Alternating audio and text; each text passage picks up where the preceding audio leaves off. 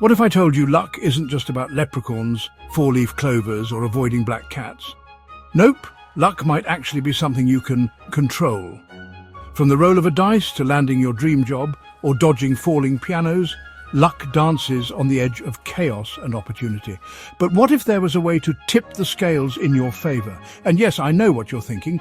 This crazy old guy is rambling nonsense again. But hold on, before you write me off as a loon with a lucky penny, let's explore what science and psychology actually say about luck.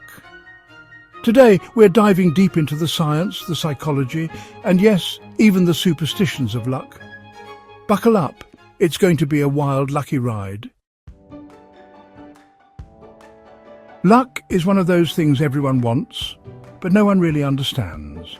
Is it fate, divine intervention, or just a matter of probability? Philosophers call it randomness. Scientists call it probability, and your superstitious aunt, she calls it her lucky hat, and good luck telling her otherwise. But here's the twist. What if luck isn't random at all? Research suggests that lucky people often create their own luck by recognizing opportunities and acting on them. In other words, luck might be less about what happens to you and more about how you respond to what's happening around you. Imagine this. Take Mike, for example. He's walking down a busy street when he spots a $20 bill lying on the sidewalk. Jackpot, right? But here's the thing. 5 people had already walked past that same $20 bill and didn't even notice it. Why? Because they were glued to their phones, scrolling memes or texting Kay. But not Mike. No, Mike was different. Mike's head was up, his eyes were scanning the world, and most importantly, Mike was watching this channel. He wasn't just lucky, he was informed. He knew the key to luck wasn't magic or chance, it was being present, aware, and taking action. Mike's not just a guy who found $20, he's living proof that you can hack luck. By tuning in here, he learned to see the world differently, to recognize opportunities others missed. And that's the secret. So, is luck about chance or choice? If you're like Mike, you already know the answer. Keep watching the video, and if you still haven't subscribed yet, I'm not even saying anything. Mike's probably already hit that button, just saying. Now that we've cracked open the mystery of what luck is, let's dive into something juicier, the math behind it. Ever wondered why some people seem to win at everything, while others can't even pick the shortest line at the grocery store? Let's talk probability, where numbers meet destiny. Spoiler alert. It's not all about four-leaf clovers and rabbit's feet. Let's roll.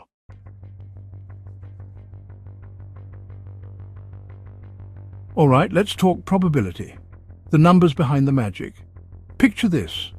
You're applying to jobs, messaging on dating apps, or even buying lottery tickets. The secret sauce? It's all about playing the odds. Here's how it works. The more you try, the more chances you create. Sure, not every attempt will land you a jackpot, but statistically, something will eventually stick. Think of it as throwing darts at a board. The more darts you throw, the better your chances of hitting the bullseye. Unless you're blindfolded, then, well, good luck with that. Take Sarah. She's launching her own business.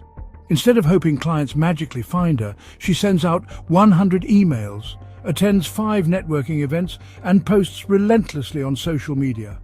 Is she lucky when 3 clients sign on? Maybe. But luck favors those who put themselves out there. Compare that to Bob, who sent 1 email, got ghosted, and decided the universe hates him. Sorry, Bob. Imagine flipping a coin. Each flip is 50-50, heads or tails, but the more times you flip it, the closer you get to an even split, because randomness loves large numbers. Now, let's scale that up. Imagine winning the lottery. The odds, roughly 1 in 292 million. Now, imagine those same odds apply to being struck by lightning twice. Suddenly, buying that extra ticket doesn't sound so smart, does it? Here's the good news. You don't have to rely on pure chance. Apply to multiple jobs instead of just one. Message 20 people on a dating app instead of just your crush. We won't judge. Test your ideas, market widely, and keep showing up. It's not about being lucky. It's about creating enough opportunities for luck to find you. So, whether you're job hunting, dating, or just hoping to find a parking spot during the holidays, remember, throw more darts, create more chances. Now that we've uncovered the numbers behind luck, let's explore its quirks and mysteries. Ever wondered why humans are obsessed with knocking on wood or carrying lucky charms? Let's talk about the superstitions that make life a little weird, and maybe a little luckier. And no, we're not saying you should buy a rabbit's foot. Let's dive in.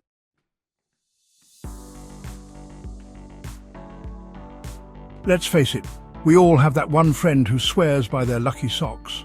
Or maybe it's you. Don't worry, no judgment here. But seriously, why do humans cling to these quirky rituals and objects? Is it because we secretly believe in magic, or is there something more going on? Take Sam, for instance. Every time he takes an exam, he wears the same bright orange socks he's had since middle school. Are they stylish? Absolutely not. But Sam believes they're the key to his academic success, and you know what? He aces most of his tests. Coincidence, maybe. Or maybe those socks have unlocked a hidden power. Here's the thing. Superstitions like Sam's lucky socks aren't as irrational as they seem. They've been around forever. Ancient sailors wouldn't leave port without a black cat on board. Yes, black cats used to be good luck. Athletes perform bizarre pre-game rituals. Looking at you, Michael Jordan, who wore his college basketball shorts under his NBA uniform for every game. Here's the kicker. Science suggests that superstitions might actually help, not because they're magical, but because they boost your confidence. Psychologists call this the placebo effect. And we've got a video all about it if you're curious to dive deeper. Remember Mike from the first chapter? He probably already watched that video. Explains the $20 he found, right? Just saying, Mike's always ahead of the game. But let's not forget how creative we get with our lucky charms. From rabbit's feet to four-leaf clovers to that one pen you refuse to throw away because it feels lucky, superstitions often serve as a security blanket for the chaos of life. Superstitions aren't just personal quirks, they're deeply tied to culture. In Japan, you'll find people tucking a Daruma doll into their workspace for luck in achieving their goals. In Italy, it's all about the cornicello, a little horn-shaped charm that wards off the evil eye. And in the US, well, we've got a thing for knocking on wood, finding pennies heads up and refusing to walk. Okay, maybe not refusing to walk, but definitely refusing to walk under ladders. Though, to be fair, refusing to walk might be true sometimes too. Each culture's rituals may be different, but the idea is the same. A little extra something to help tip the scales in your favor. And let's not forget the classic "don't jinx it" rule. You know, the one, say something's going well and immediately knock on wood. Or if you're like me, knock on every piece of furniture in the house just to be safe. Because nothing screams rational adult like frantically tapping your coffee table to ward off cosmic doom. Let's take Maria, a student with a big exam coming up. She doesn't just study, she follows a ritual handed down by her grandma. The night before, she eats a specific dish, lays out her clothes a certain way, and puts her notes under her pillow. Maria passes with flying colours. Was it the ritual, the notes, or the fact that she studied like crazy? Probably a mix of all three. So, are superstitions silly? Maybe. But here's the truth. They work because we believe in them. They give us a sense of control in an unpredictable world. Think about it. What's the harm in carrying a lucky coin if it gives you that extra bit of courage before a big meeting? And speaking of courage, don't forget to hit that subscribe button. It's scientifically proven to bring good luck. Okay, maybe not scientifically, but hey, it can't hurt, right? But here's the thing, superstitions only take you so far. Real luck? It's about action, mindset, and the choices you make every single day. In the next chapter, we'll explore how to build the ultimate luck mindset. Forget charms. It's time to rely on the power of you. So, whether it's lucky socks or a secret ritual, embrace your quirks and stick around, because in the next chapter, we're diving into actionable ways to stack the odds in your favor. No charms required.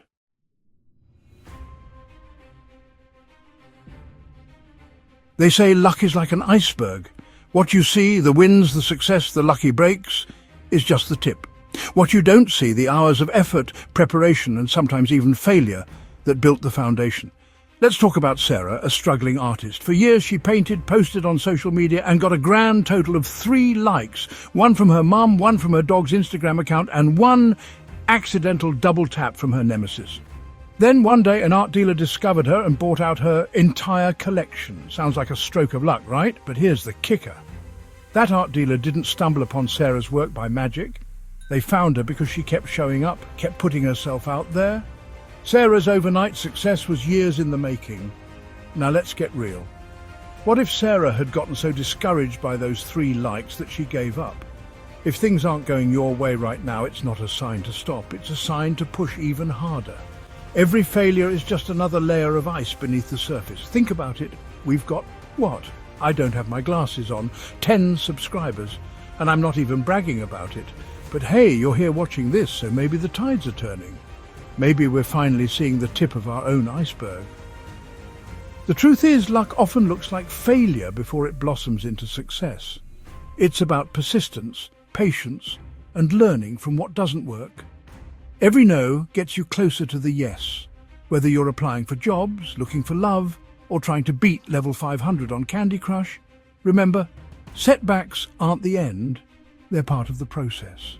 So when life feels like it's handing you a snowstorm instead of an iceberg, don't give up. Just keep building. You never know when your lucky break might float by. And hey, if life gives you lemons, don't just make lemonade. Open a lemonade stand.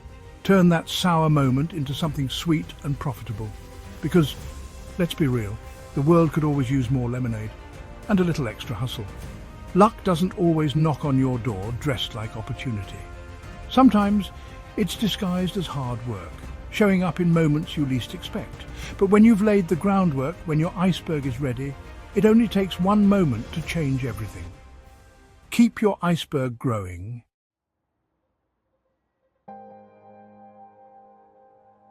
All right, we've debunked myths, crunched probabilities, and even talked about your aunt's lucky hat.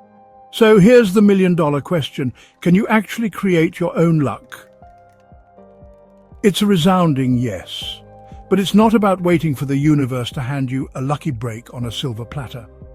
It's about building the platter yourself. First things first, your mindset is your foundation. Optimism isn't just fluffy self-help talk. It rewires your brain to notice opportunities. Take Lisa, who kept applying for her dream job despite a dozen rejections. While others would have given up, she stayed positive, revised her resume, and even learned a new skill. Lucky break? Nope, just determination disguised as luck. Start small, practice gratitude daily. Instead of dwelling on what's not going right, focus on what is. You'd be amazed how lucky you feel when you shift your perspective. They say, it's not what you know, it's who you know. Well, turns out that's only half true. It's also who you're willing to meet at awkward networking events while pretending to enjoy mini quiches. Remember Sarah from the Iceberg chapter? She didn't just keep painting, she attended art fairs, joined forums, and even commented on other artists' work. When that art dealer finally discovered her, it wasn't magic, it was her network doing its thing. Talk to people, join groups, send that email you're nervous about. Statistically, someone will reply. The smallest actions can lead to the biggest opportunities. Apply for that job you think is out of reach. Post your art online. Swipe right a little more on those dating apps. Just maybe skip the hates dogs part. Imagine Jake, who casually started running as a stress reliever. A year later, he met his future business partner at a local 5K race. Luck? Sure. But it wouldn't have happened if Jake stayed on the couch. Set micro goals. Instead of saying, I want to get lucky, say, I'll send out 5 applications today, or I'll attend 1 event this week. The more action you take, the better your odds. Every no brings you closer to a yes. Failure isn't the opposite of luck. It's a part of the process. Think of Thomas Edison. He didn't invent the light bulb on his first try. In fact, he said, I have not failed. I've just found 10,000 ways that won't work. Imagine if Edison had a YouTube channel. Talk about consistent content. Reframe failure. Instead of thinking, I'm unlucky, ask, what can I learn from this? Then try again, smarter and stronger. Luck isn't a gift, it's a skill. It's built with every choice you make, every opportunity you seize, and every setback you overcome. The best part, it's never too late to start. Mike from Chapter 1? He didn't stop with that $20 bill.